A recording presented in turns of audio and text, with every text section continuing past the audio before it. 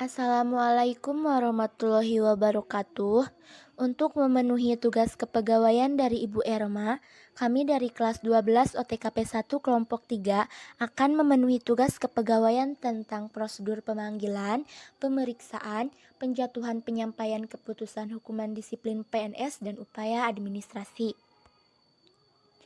Untuk peta konsep, pemanggilan, pemeriksaan, penjatuhan hukuman disiplin, penyampaian hukuman disiplin, serta upaya administrasi. Untuk pemateri pertama dibawakan oleh Ai Anissa, pemateri kedua oleh Nandasari Nurizki, pemateri ketiga oleh Indiani, pemateri keempat oleh Cynthia Nopianti, dan pemateri kelima oleh Lia Oktopiani. Untuk materi yang pertama yaitu tentang pemanggilan.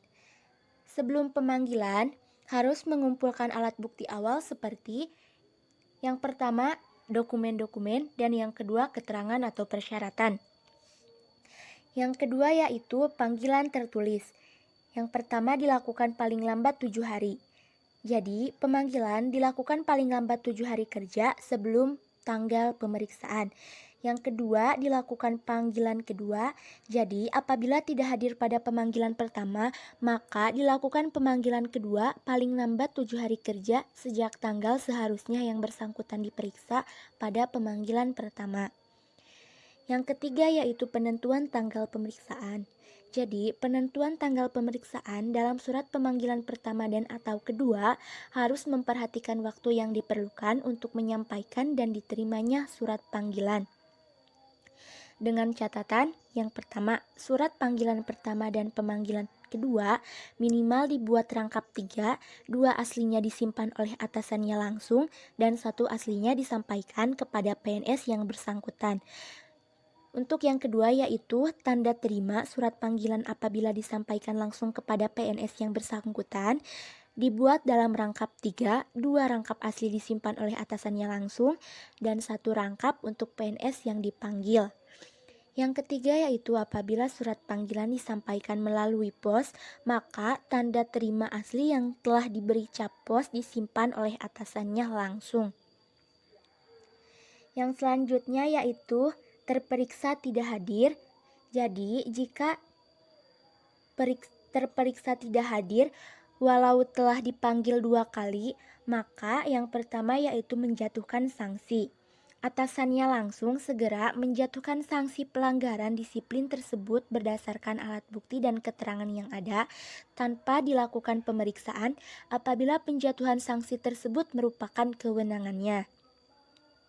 Yang kedua yaitu wajib melaporkan secara hierarki.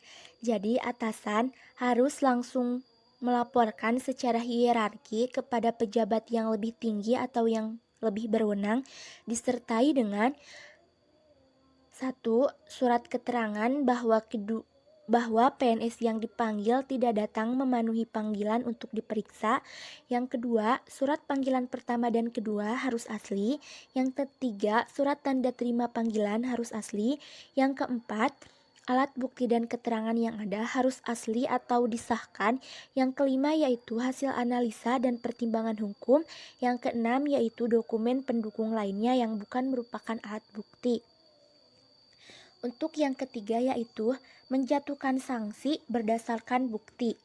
Jadi, apabila atasan langsung tidak menjatuhkan hukuman disiplin padahal kewenangannya tersebut merupakan kewenangannya, maka atasan yang lebih tinggi menjatuhkan sanksi disiplin kepada atasannya langsung berdasarkan alat bukti dan keterangan yang ada tanpa perlu melakukan pemeriksaan.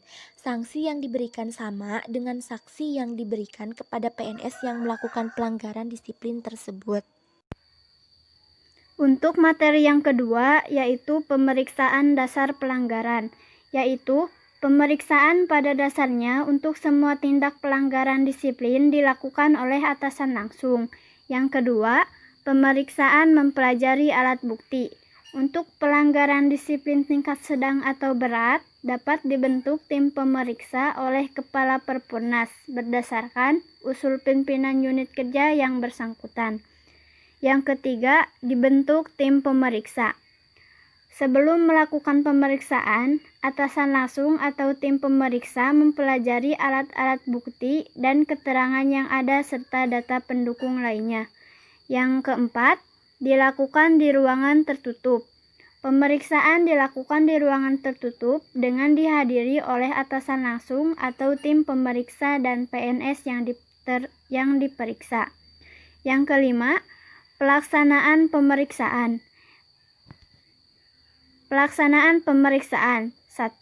Wajib menuliskan dalam BAP hari, tanggal, dan tempat pemeriksaan, nomor, tanggal surat keputusan Kepala Perpurnas, serta nama dan jabatan pemeriksa apabila pemeriksaan tersebut dilakukan oleh tim pemeriksa.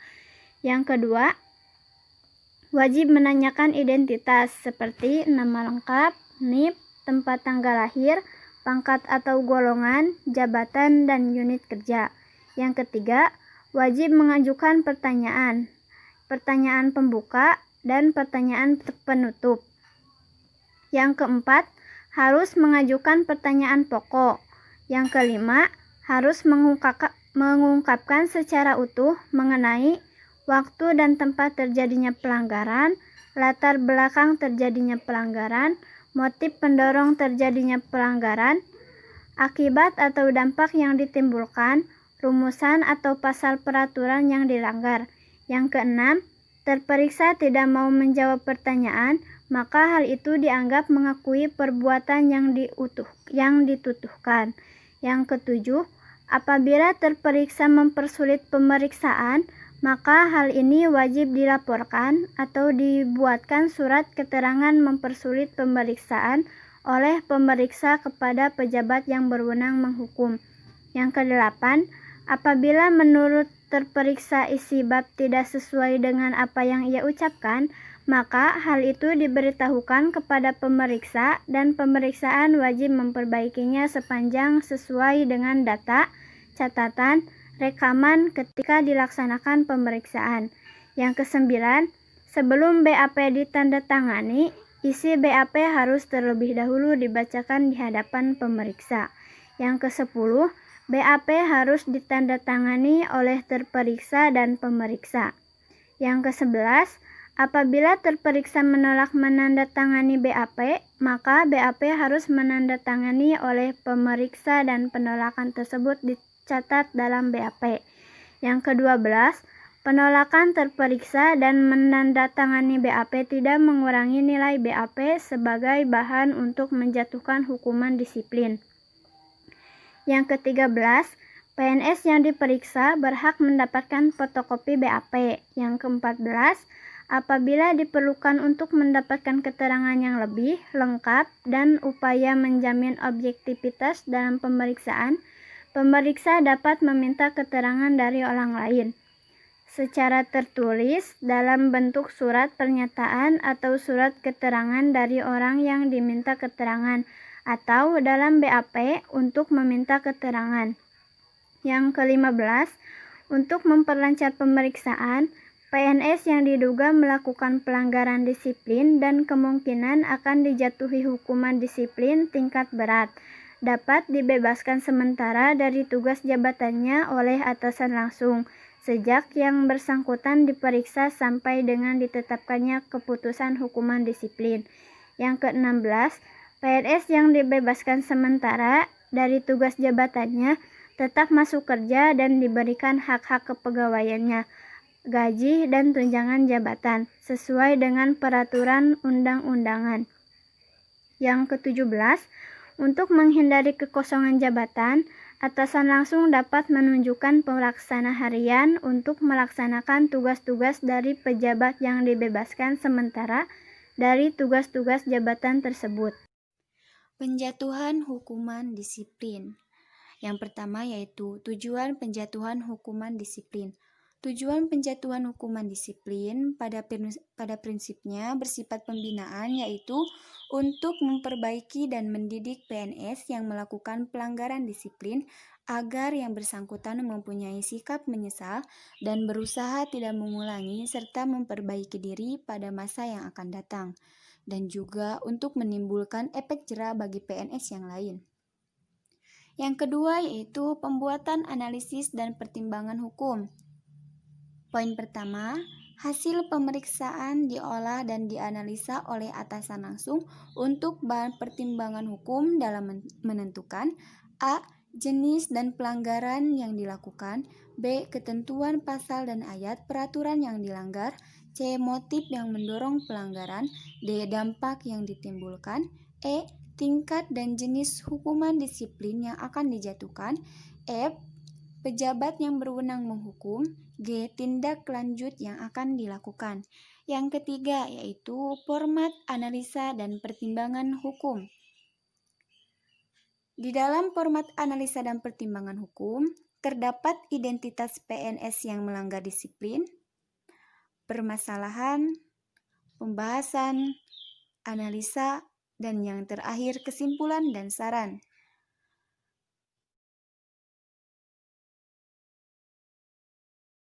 Yang keempat yaitu penilaian dan pertimbangan. Penilaian dan pertimbangan pejabat yang berwenang menghukum dengan memperhatikan aspek. Yang pertama, kebenaran atau keabsahan alat bukti.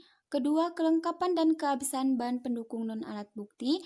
Ketiga, ketepatan jenis hukuman disiplin yang diusulkan. Keempat, ketepatan penerapan ketentuan peraturan. Kelima, ketepatan cara pengusulan. Yang kelima yaitu pejabat yang menghukum. Pejabat yang menghukum dapat menentukan hal-hal yang pertama, menolak usul atau saran disertai alasan dan pertimbangan. Kedua, merubah usul atau saran disertai alasan dan pertimbangan. Ketiga, meminta bukti tambahan dan kelengkapan berkas jika bukti dan kelengkapan berkas yang ada dinilai belum cukup. Keempat, mengabulkan atau menyetujui usul atau saran yang diajukan.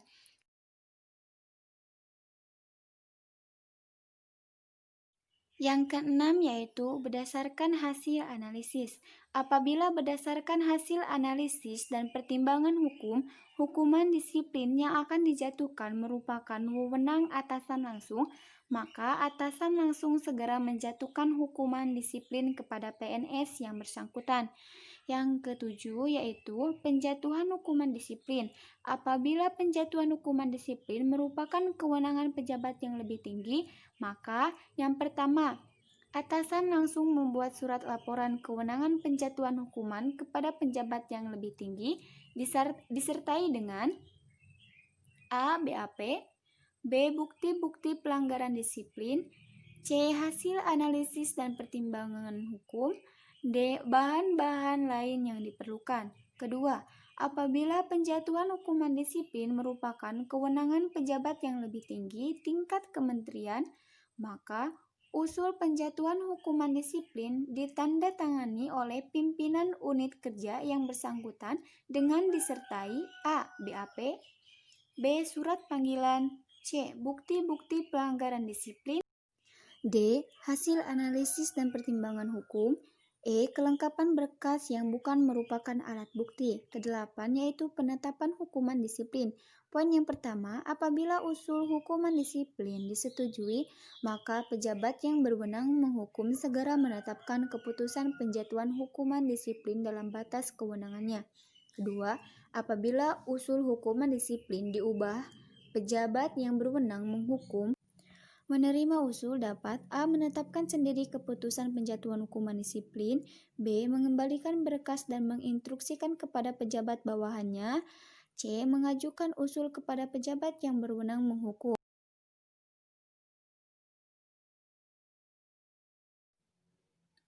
Kesepuluh, PNS yang pernah dijatuhi hukuman. PNS yang pernah dijatuhi hukuman disiplin kemudian melakukan pelanggaran disiplin yang sifatnya sama. Kepadanya dijatuhi hukuman disiplin yang lebih berat dari hukuman disiplin terakhir yang pernah dijatuhkan kepadanya. Ketentuan ini tidak berlaku bagi pelanggaran disiplin tidak masuk kerja dan mentaati jam kerja yang dilakukan dalam tahun yang berbeda. Ke-11 yaitu tata cara penjatuhan hukuman. Yang pertama, teguran lisan. Kedua, teguran tertulis. Ketiga, pernyataan tidak puas secara tertulis. Keempat, penundaan KGB selama 1 tahun. 5. Penentuan KP selama 1 tahun. 6. Penurunan pangkat setingkat lebih rendah selama 1 tahun. 7. Penurunan pangkat setingkat lebih rendah selama 3 tahun. 8. Pemindahan dalam rangka penurunan jabatan setingkat lebih rendah terbagi menjadi 2, yaitu jabatan struktural dan jabatan fungsional tertentu. 9. Pembebasan dari jabatan. 10. Pemberhentian dengan hormat tetap sebagai PNS. Dan yang terakhir 11. Pemberhentian dengan tidak hormat sebagai PNS.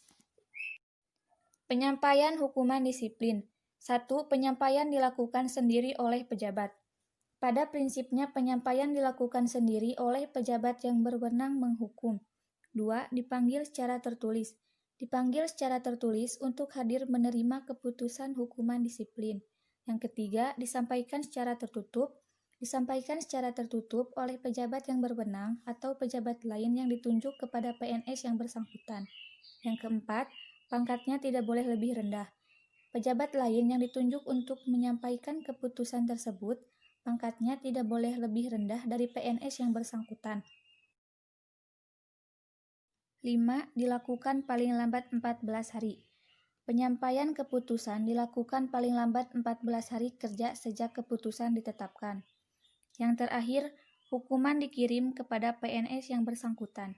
Apabila PNS yang dijatuhi hukuman disiplin tidak hadir, keputusan hukuman disiplin dikirimkan kepada PNS yang bersangkutan melalui alamat terakhir yang diketahui dan tercatat di instansinya.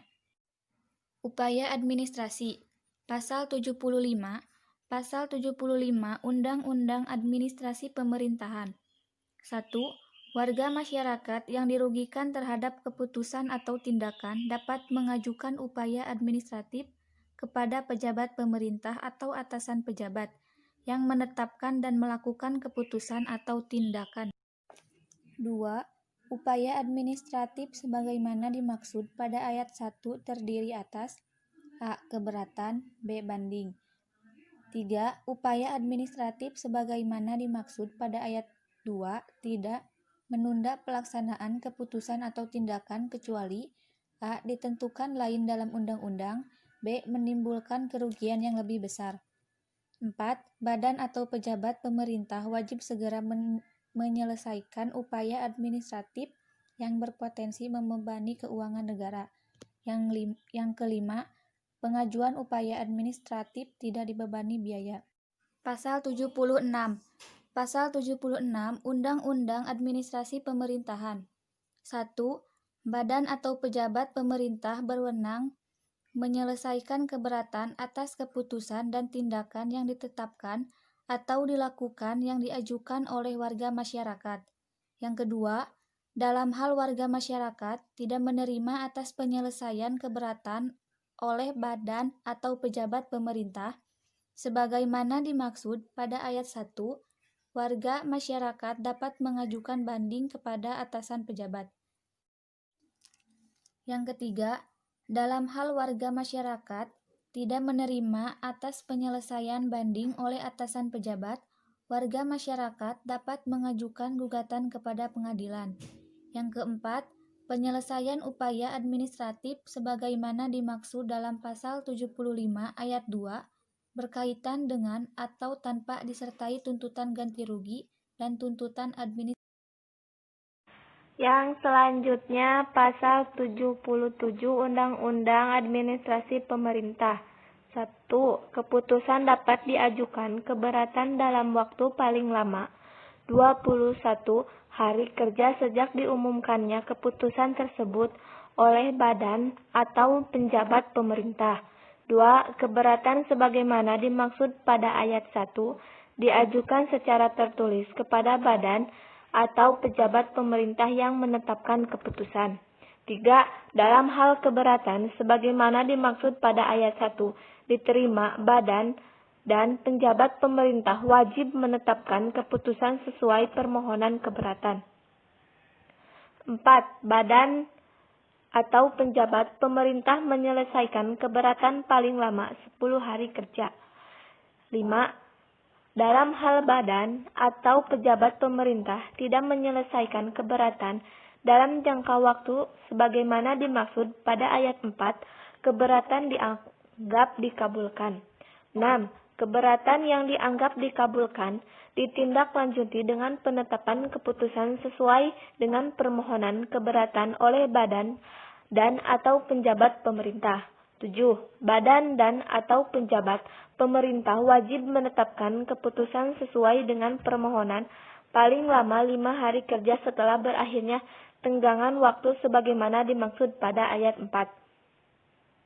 Selanjutnya pasal 78 Undang-Undang Administrasi Pemerintah yaitu 1. Keputusan dapat diajukan banding dalam waktu paling lama 10 hari kerja sejak keputusan upaya keberatan diterima. 2. Banding sebagaimana dimaksud pada ayat 1 diajukan secara tertulis kepada atasan penjabat yang menetapkan keputusan. 3. Dalam hal banding sebagaimana dimaksud pada ayat 1 dikabulkan badan dan atau penjabat pemerintah wajib menetapkan keputusan sesuai dengan permohonan banding. 4. Badan dan atau penjabat pemerintah menyelesaikan banding paling lama 10 hari kerja. 5. Dalam hal badan dan atau penjabat pemerintah tidak menyelesaikan banding dalam jangka waktu sebagaimana dimaksud pada ayat 4, keberatan dianggap dikabulkan. 6. Badan dan atau penjabat pemerintah wajib menetapkan keputusan sesuai dengan permohonan paling lama 5 hari kerja setelah berakhirnya tenggangan waktu sebagaimana dimaksud pada ayat 4.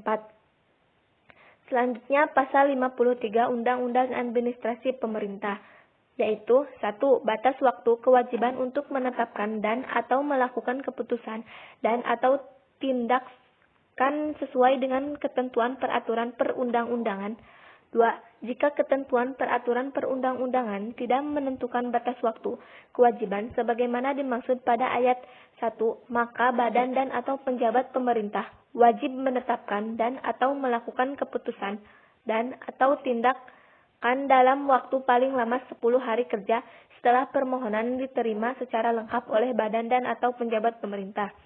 3. Apabila dalam batas waktu sebagaimana dimaksud pada ayat 2, badan dan atau penjabat pemerintah tidak menetapkan dan atau melakukan keputusan dan atau tindakan, maka permohonan tersebut dianggap dikabulkan secara hukum. 4. Permohonan mengajukan permohonan kepada pengadilan untuk memperoleh keputusan penerimaan permohonan sebagaimana dimaksud pada ayat 3. 5. Pengadilan wajib memutuskan permohonan sebagaimana dimaksud pada ayat 4 paling lama 21 hari sejak permohonan diajukan. 6. Badan dan atau penjabat pemerintah wajib menetapkan keputusan untuk melaksanakan putusan pengadilan sebagaimana dimaksud pada ayat 5 paling lama 5 hari kerja sejak keputusan pengadilan ditetapkan. Satu hal yang perlu digarisbawahi yang disebut dengan keputusan administrasi pemerintah yang juga disebut keputusan tata usaha negara atau keputusan administrasi negara yang selanjutnya disebut keputusan adalah ketetapan tertulis yang dikeluarkan oleh badan dan atau penjabat pemerintah dalam menyelenggarakan pemerintahan sehingga penolakan lisan bukanlah suatu keputusan, maka jika penolakan lisan tersebut tidak dibarengi dengan ketetapan tertulis berupa penolakan, maka keberatan atau banding Anda dianggap dikabulkan sehingga Anda dapat mengajukan permohonan kontestasi ke hadapan PT UN. Sekian video dari kami. Wassalamualaikum warahmatullahi wabarakatuh.